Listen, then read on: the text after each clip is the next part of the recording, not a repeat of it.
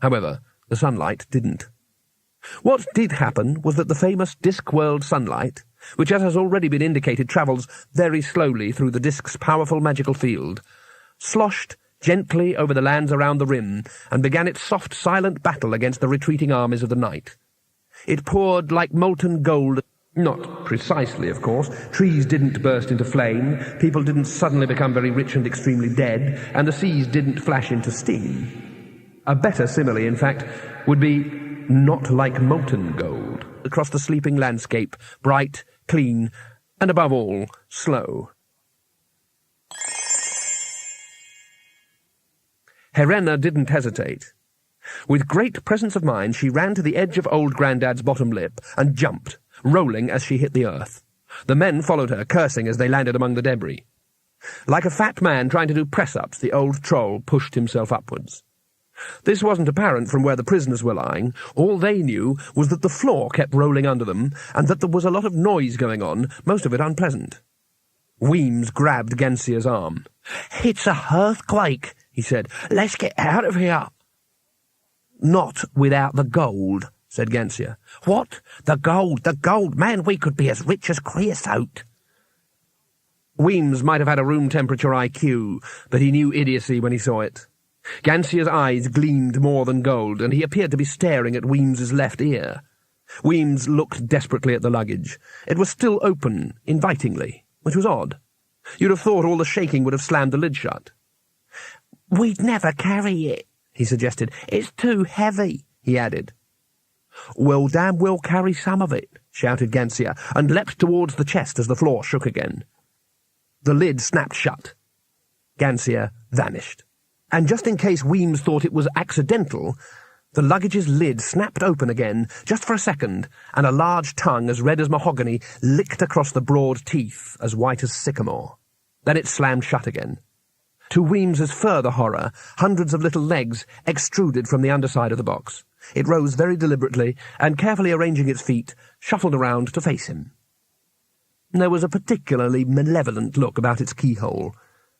The sort of look that says, "Go on, make my day."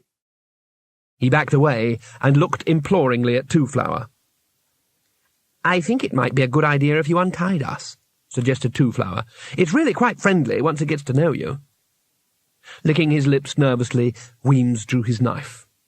The luggage gave a warning creak. He slashed through their bonds and stood back quickly. "Thank you," said Two-Flower. "I think my back's gone again," complained Cohen as Bethan helped him to his feet. "What do we do with this man?" said Bethan.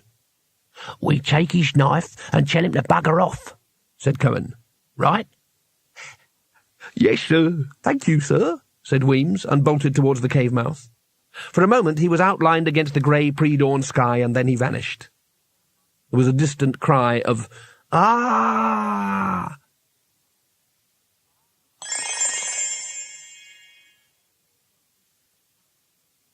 The sunlight roared silently across the land like surf. Here and there, where the magic field was slightly weaker, tongues of morning raced ahead of the day, leaving isolated islands of night that contracted and vanished as the bright ocean flowed onwards.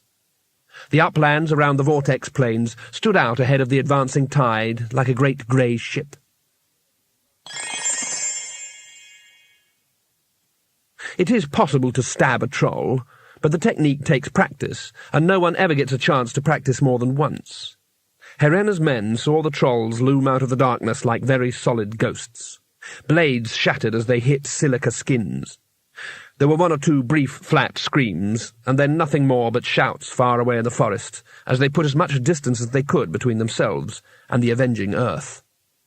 Rincewind crept out from behind a tree and looked around. He was alone, but the bushes behind him rustled as the trolls lumbered up after the gang. He looked up. High above him, two great crystalline eyes focused in hatred of everything soft and squelchy, and above all warm. Rincewind cowered in horror as a hand the size of a house rose, curled into a fist, and dropped towards him. Day came with a silent explosion of light. For a moment the huge, terrifying bulk of old Grandad was a breakwater of shadow as the daylight streamed past. There was a brief, grinding